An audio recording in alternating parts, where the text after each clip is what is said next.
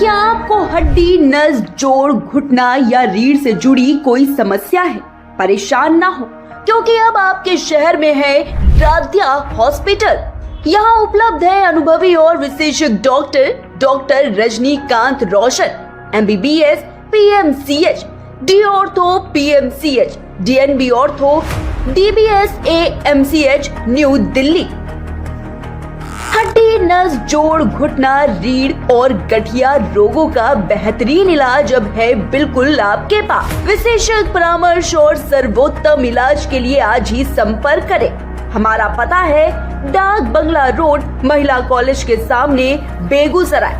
संपर्क करें 8102282082। राध्या हॉस्पिटल आपकी।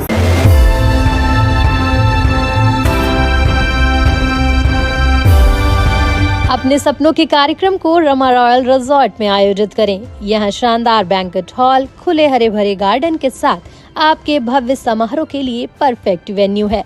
शादियों, रिसेप्शन और विशेष अवसरों के लिए बेमिसाल मेहमान नवाजी, प्राकृतिक खूबसूरती और संपूर्ण इवेंट सॉल्यूशंस का आनंद उठाएं।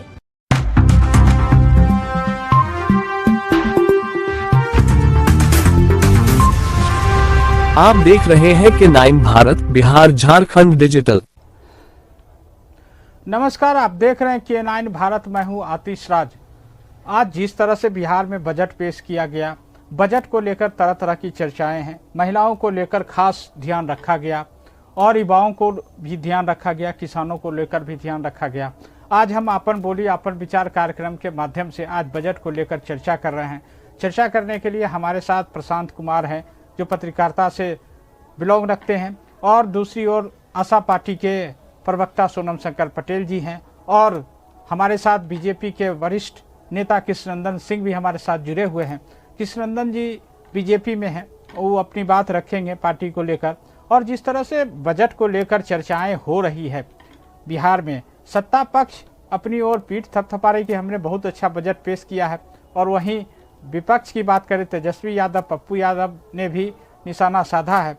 लेकिन राजनीतिक है, राजनीतिक में सत्ता और पक्ष और विपक्ष का दोनों का अपना अलग अलग काम है, ये होते रहता है। लेकिन आज जो हम चर्चा करने जा रहे हैं, वह चर्चा करने जा रहे हैं खासकर बिहार में बजट को लेकर। और बजट को लेकर जो चर्चा कर रहे हैं इसलिए कि आज बजट में महिलाओं को लेकर जो चर्चाएं हुई है वो खास हुआ। हमारे साथ बीजेपी के नेता कृष्णनंदन जी हैं। पहले कृष्णनंदन जी से ही जानने की कोशिश करेंगे। कृष्णनंदन जी, मेरी आवाज जा रही है आपको? सबसे पहले आतिश जी, मैं आपको धन्यवाद देता हूं। आपने मुझे आज अपने चैनल पर बोलने के लिए मौका दिया है। आदरणीय नीतीश कुमार जी के नेतृत्व में बिहार के उप मुख्यमंत्री आदरणीय सम्राट चौधरी, वित्त मंत्री आदरणीय सम्राट चौधरी जी ने आज तक का सबसे बड़ा एवं सबसे अच्छा बजट पेश किए हैं। बजट में खास करके किसान के लिए शिक्षा पर और स्वास्थ्य पर विशेष ध्यान दिया गया है। हमें बहुत खुशी हुआ है आज का बजट सत्र देख करके, सुन करके। बेगूसराय बिहार के वित्त मंत्री के ध्यान में है, हृदय में है। बेगूसराय में एक बहुत बड़ा कैंसर हॉस्पिटल देने का काम किया है। इसलिए हम बेगूसराय की ओर से वित्त मंत्री को बहुत बहुत साधुवाद धन्यवाद देते हैं। और सबसे बड़ी बात है, किसान की आय दोगुनी हो, यह मोदी जी का संकल्प है। इसके लिए बिहार सरकार ने भी अपनी प्रतिबद्धता दोहराई है। किसान के लिए हर प्रखंड में एक कोल्ड स्टोरेज की जो घोषणा किया है, यह काबिले तारीफ है।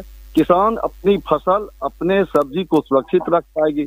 सुधा डेयरी के तर्ज पर हर जगह सब्जी का भी आउटलेट दुकान खुलेगा। इससे सब्जी उत्पादक किसान को बहुत फायदा होने वाला है, और जो खरीदार हैं आम लोग, उनको भी ताजा सब्जी मिलेगा। ये सब हमको देख करके सुन करके अच्छा लगा। बिहार बजट के लिए मैं बिहार सरकार को बहुत बहुत धन्यवाद देता हूँ, साधुवाद देता हूँ। हमारे साथ आशा पार्टी के प्रवक्ता सोनम शंकर पटेल जी हैं। क्या कहना चाहेंगे बिहार बजट को लेकर? इस बार जो बजट पेश किया गया है, खासकर महिलाओं को ध्यान में रखा गया है। सोनम शंकर पटेल जी। सबसे पहले तो आतिश जी आपका बहुत बहुत धन्यवाद। आपने अपने चैनल के माध्यम से हमें बोलने का मौका दिया। देखिए, इस बजट को देखते हुए जो मुझे ये मेरा अपना वक्तव्य है कि जितनी चीजें घोषणा की गई है ये कुछ पहली बार नहीं है। पिछले 20 साल से नीतीश बाबू ये करते आ रहे हैं। दूसरी चीज जो मैं इस बजट में मुझे सबसे ज्यादा जो कमी दिखा वो मैं बता रहा हूँ। जो चीज हो रहे हैं, जो चीज लगाए जा रहे हैं, चाहे वो महिलाओं की बात हो, जैसे बहुत सारे टॉयलेट की बात हो, तो ऐसा नहीं है ये चीज हमारे यहाँ चल रहे हैं। मुद्दा ये है कि जो सेवाएं चल रहे हैं उस पर ज्यादा से ज्यादा अच्छे तरह से कैसे काम कराया जाए। जैसे शिक्षा में बहुत पैसे खर्च किए जा रहे हैं, बजट पास हुआ है, तो ऐसा नहीं है डिग्री कॉलेज खोल देने से आपकी शिक्षाएं अच्छी नहीं हो जाएंगी। आपको उसमें गुणवत्ता वाले टीचर के साथ साथ प्रॉपर मैनेजमेंट की भी जरूरत पड़ेगी। दूसरी चीज जो मैंने देखा इस बजट में, खासकर हमारे जितने भी दिव्यांग भाई लोगों के लिए हैं, उनके लिए कुछ चीज मुझे नहीं देखी। पेंशन को लेकर जितने भी वृद्धा पेंशन की बात है उनके लिए भी मुझे इसमें कुछ नहीं दिखा। और जो सबसे ज्यादा चीज जो मुझे लगता है कि कोई भी चीज जब हम बजट में पेश करते हैं तो वो पूर्ण रूप से कैसे लागू हो, इस पे बात होनी चाहिए। और मेरे बिहार में खासकर रोजगार की जो समस्या है और जिसका सबसे बड़ा कारण है डोमिसाइल नीति, जिसकी वजह से हमारे बिहार के जितने भी सामान्य वर्ग के जितने भी भाई लोग हैं वो छूट जा रहे हैं, या जितने भी कैटेगरीज के जितने भी लोग हैं वो भी छूट जा रहे हैं। अगर डोमिसाइल नीति पे अगर कुछ विचार अगर होती, कुछ प्रावधान लाए जाते तो शायद हमारे यहाँ से बेरोजगारी कुछ हद तक कम होती। बाकी सब कुछ बहुत अच्छा है, जितना चीज लागू किया गया उन पे इफेक्टिव वे में कैसे काम किया जाए इस पे आई थिंक गौर करनी चाहिए हमारे जितने भी सत्ता पक्ष में बैठे नेता हैं। जी वापिस जी। हमारे साथ प्रशांत कुमार जुड़े हुए हैं। प्रशांत कुमार जी से हम जानने की कोशिश करेंगे। प्रशांत जी, क्या कहना चाहेंगे आज बिहार में बजट जो पेश किया गया है इसको लेकर क्या कहना चाहेंगे? खासकर देखा जाए तो महिलाओं को लेकर, किसानों को लेकर, युवाओं को लेकर ध्यान में रखा गया है। प्रशांत जी, मेरी आवाज जा रही है? देखिए आशीष जी, सबसे पहले तो बजट पर चर्चा करने के लिए आपने जो हमें निमंत्रित किया है K9 भारत को जो है सबसे पहले धन्यवाद और आभार व्यक्त करता हूं। और जिस तरीके से बिहार में बजट पेश किया गया सम्राट चौधरी जी द्वारा, आप देख सकते हैं कहीं ना कहीं महिलाओं के लिए जो पिंक बस सेवा की जो घोषणा की गई कि उसमें जितने भी कर्मचारी होंगे, ड्राइवर से लेके और जो भी स्टाफ होते हैं, सभी की सभी महिलाएं होंगी। महिलाओं के लिए स्पेशल बस होगा और उनके प्रशिक्षण के लिए भी जो व्यवस्था की जाएगी वो भी प्रशिक्षण देने वाले व्यक्ति भी महिला ही होंगी। ये कहीं ना कहीं बहुत बड़ी बात है बिहार के लिए। और दूसरी बात, छात्रों के हित में भी बहुत अच्छी पहल ये की गई कि पहले जो है 1000 रुपये स्कॉलरशिप मिलता था, उसको बढ़ाकर 2000 रुपये किया गया। तीसरा, किसानों के पक्ष में अगर बात किया जाए तो जिस प्रकार से इस बार घोषणा की गई है कि धान फसल के अलावा भी जो दलहनीय पौधे हैं, चाहे वो मूंग दाल हो या जो भी अन्य दाल या फसल हो, उसको भी MSP पे खरीदने का निर्णय लिया गया है। ये कहीं ना कहीं किसानों के हित में बहुत बड़ी पहल की गई है। और अगर हम स्वास्थ्य के क्षेत्र में देखें तो ये घोषणा हुई है कि अनुमंडलीय अस्पताल के अलावा अनुमंडल में ही एक रेफरल अस्पताल खुलेगा। तो ये भी काफी सराहनीय पहल है स्वास्थ्य के क्षेत्र में। जिस प्रकार से बेगूसराय में जो है कैंसर अस्पताल की अच्छी दिया गया है, ये भी काबिल तारीफ है। लेकिन इसमें मैं कहना चाहूंगा कि बेगूसराय को जो है काफी लंबे समय से मांग चल रही थी एयरपोर्ट और दिनकर विश्वविद्यालय की, ये नहीं मिला है, जिसके कारण थोड़ा सा निराशा बेगूसराय के लोगों को हो सकता है। बाकी अगर ओवरऑल बजट देखा जाए तो बेहतर बजट कहा जा सकता है।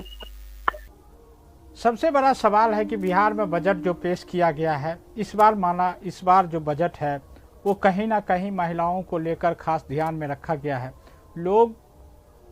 महिलाओं को लेकर बहुत सारी चर्चाएं होती रहती है, जिसको ध्यान में रखते हुए इस बार बजट पेश किया गया है। महिलाओं को खास ध्यान रखा गया है, युवाओं को ध्यान रखा गया है, किसानों को ध्यान रखा गया है। क्या कहना चाहेंगे कृष्ण नंदन जी? जनता पार्टी नेतृत्व या भारतीय जनता पार्टी समर्थित सरकार महिलाओं के विकास और महिलाओं को अपने पैर पर स्वावलंबन रूप से खड़ा होने के लिए कटिबद्ध है।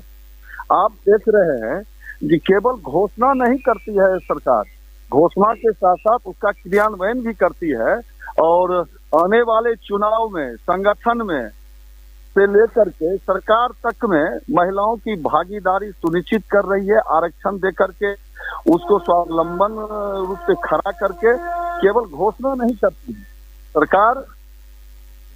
जहां भी है बीजेपी का समर्थित सरकार, आप देखिएगा जो कुल आबादी का आधे से अधिक आबादी लगभग महिलाओं की है।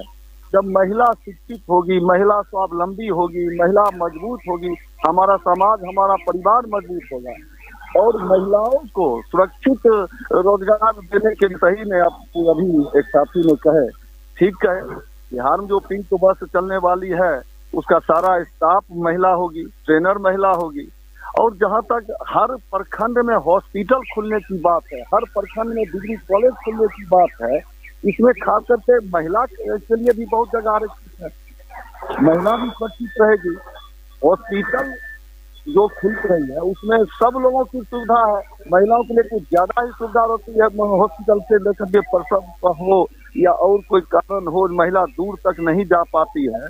महिला दूर जाने में असुरक्षित महसूस करती है। घर के आसपास प्रखंड में जब कॉलेज होगा, जब बड़ा हॉस्पिटल होगा, तो महिला स्वयं अकेले ही जा सकती है शिक्षण संस्थान या हॉस्पिटल। इसलिए हम बिहार सरकार महिलाओं के प्रति पूर्ण रूप से वचनबद्ध है।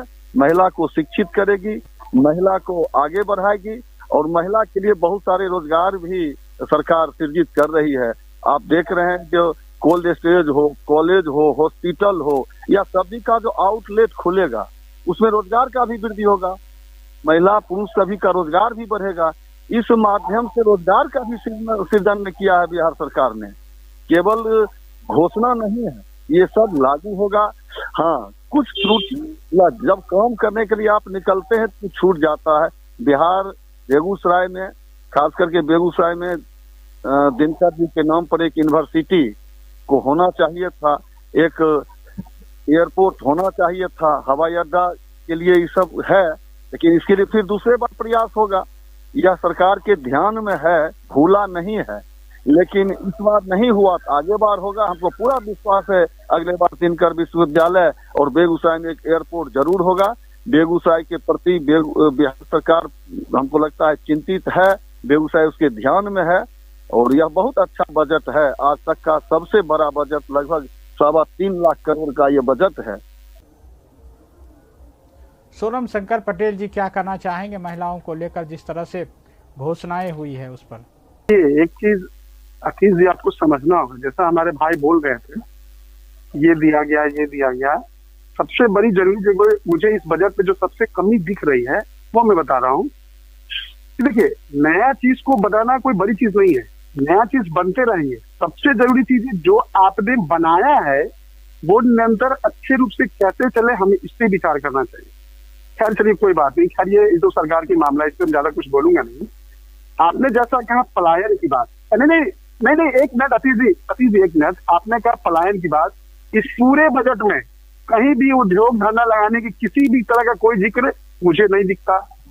तो कहीं ना कहीं इन सब चीजों पे बात होनी चाहिए। आप पिंक टॉयलेट बनाइएगा, वो बना हुआ है, क्या हालात है आप जाके देखिए। हालात इतनी बदतर है कि उसमें कोई आदमी जा नहीं सकता है। ओपन जिम की बात करते हैं, ओपन जिम है नहीं, क्या हालात है आप देख लीजिए, किस तरह के इक्विपमेंट है। तीसरी चीज सारे कुछ है, मुझे समझ नहीं आ रहा आप ये बनाना क्यों चाह रहे हैं। आप बनाए, लेकिन जो पहले से जो है उसके मेंटेनेंस का बात कौन करेगा, उसके खर्च कहाँ से आएंगे। आप बस नया बनाकर आप लोगों को भ्रमित करते हैं, ऐसा से काम नहीं चलेगा। आपको जो स्थिति है, जो चीज अभी मौजूद है, आपको उन पे भी ध्यान देना होगा। बेरोजगारी की बात ही नहीं करते हैं आप, रोजगार कैसे लगेगा इस पे आप बात ही नहीं करते हैं। तो बस दे देने से इतना बजट है और ये कर देंगे, तो बोलने वाले तो बिहार में क्या जाने कितने दिन से आ रहे हैं, काम कितना हो रहा है ये देखिए। काम अगर धरातल पे आइए तो होल एंड सोल यही है, जीरो है। प्रशांत कुमार क्या कहना चाहेंगे, जिस तरह से महिलाओं और युवाओं को लेकर घोषणा किया गया है, सारी चीजें देखते हुए उन्होंने यह घोषणा की है? देखिए जी आवाज आ रही। देखिए, जिस प्रकार से सरकार ने घोषणा की है कि अनुमंडलीय अस्पताल के अलावा एक रेफरल अस्पताल बनेगा अनुमंडल में ही, ये कहीं ना कहीं अच्छी चीज है। मान लीजिए जो भी महिलाएं होती हैं प्रसव पीड़ा से ग्रसित होती हैं या फिर अन्य तरह की जो समस्याएं होती हैं, उसके लिए अगर कोई अनुमंडल, पहले क्या होता था कि अनुमंडल अस्पताल आप गए, वहां से रेफर होता था तो जिला अस्पताल या राज्य के अन्य अस्पतालों में रेफर किया जाता था, पीएमसीएच वगैरह। तो उससे क्या होता था, परेशानी ज्यादा होती थी। अगर अनुमंडल में ही एक बेहतर अस्पताल होगा तो वही रेफर करके और वही इलाज हो जाता है तो ज्यादा बेहतर है। उसके अलावा जो खेल मैदान देने का घोषणा किया गया है, इससे तो महिला पुरुष दोनों लाभान्वित होंगे। हर अनुमंडल में एक खेल मैदान, एक डिग्री कॉलेज, ये होना चाहिए, बेसिक नीड है। हालांकि सरकार बहुत बाद दे रही है, ये काफी पहले से हो जाना चाहिए था। लेकिन चलिए, जब जागो तभी सवेरा हमारे यहाँ कहा जाता है। अगर ये अब भी आ रहा है और इम्प्लीमेंट हो जाता है अच्छे से, तो कहीं न कहीं बहुत एक बड़ी आबादी जो है इन सारी योजनाओं से लाभान्वित होगी। हम आखिरी सवाल तीनों मेहमान से लेना चाहेंगे।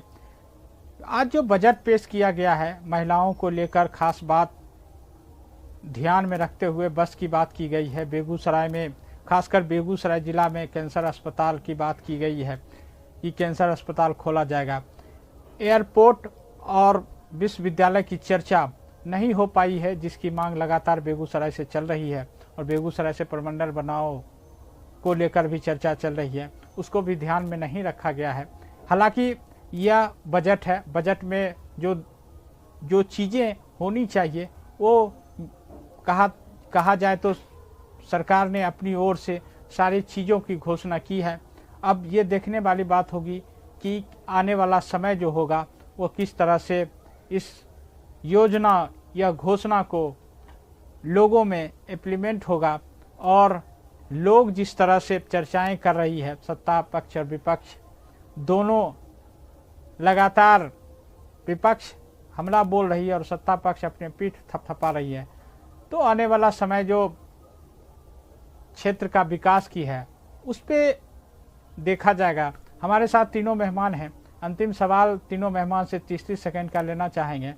कृष्णनंदन जी क्या कहना चाहेंगे? हम अपने सभी नेता को साधुवाद देते हैं, धन्यवाद देते हैं। बहुत सोच समझ करके अच्छा बजट पेश किए, लेकिन अगले बजट में बेगूसराय के लिए एक दिनकर कॉलेज और एयरपोर्ट को ध्यान में रखें। और यह हम उम्मीद करते हैं अगला बजट जो होगा जो भारतीय जनता पार्टी के नेतृत्व में ही सरकार पेश करेगी और नीतीश कुमार जी के नेतृत्व में ही पेश होगा। मैं आम लोगों से भी उम्मीद करता हूं फिर से पुनः बिहार में सरकार बनेगी और बेगूसराय में एयरपोर्ट और दिनकर विश्वविद्यालय खुलेगा और इस नाम पर हम फिर से सरकार को बनाएंगे और उम्मीद करते हैं हमारा अभिलाषा पूरा होगा। सोनम शंकर पटेल जी क्या कहना चाहेंगे? आखिरी 30 सेकंड। आपकी सरकार आएगी तो क्या सब घोषणाएं होगी? देखिए, हमारी सरकार आएगी तो मैं इस चीज में बिहार की जितने भी हमारी जनता उनको सुनिश्चित कर दूं कि हमारी सरकार आएगी तो जितनी भी चीज है वो हवा पे नहीं, वो धरातल पे दिखेंगे। और कैसे काम किया जाता है इसका रूपरेखा तो आपने देख ही लिया है। और हर चीज में, खासकर हमारी सरकार आएगी तो रोजगार के मुद्दे पर, शिक्षा के मुद्दे पर और महिलाओं के मुद्दे पर तो हमेशा कस के बोली है और बोलती रहेगी। और उस पे काम कैसे हो, इस पे काम करती रहेगी। जी प्रशांत कुमार क्या कहना चाहेंगे? आखिरी 30 सेकंड। नहीं, वो तो सही बात है। सत्ता पक्ष जो है अपने बजट को लेकर पीठ थपथपाएगी और विपक्ष का काम ही है कि उसकी आलोचना करना। और बेहतर है, आलोचना होगा तभी तो आने वाले भविष्य में जो भी बजट पेश होंगे वो बेहतर से बेहतर पेश किया जा सकता है। लेकिन इस बजट में थोड़ी सी कमियां हैं, जो पलायन और युवाओं के रोजगार पे विशेष ध्यान नहीं दिया गया है। अगर इस पे भी ध्यान दिया जाता, पलायन रोकने का कुछ प्लान होता या फिर युवाओं के रोजगार के लिए या फिर इंडस्ट्री के इन्वेस्टमेंट के लिए कोई बेहतर इम्प्लीमेंटेशन का वो कोई काम हुआ होता तो और बेहतर बजट हो सकता था। लेकिन जो भी महिलाओं के पक्ष में या युवाओं के पक्ष में ये काफी हितकर बजट माना जा सकता है। तीनों मेहमान हमारे साथ जुड़े हुए थे और बिहार बजट को लेकर चर्चाएं चल रही थी। अपन बोली अपन विचार कार्यक्रम के माध्यम से अपनी भाषा में अपने विचार रख रहे थे। हमारे साथ प्रशांत कुमार थे जो पत्रकारिता से बिलोंग रखते हैं।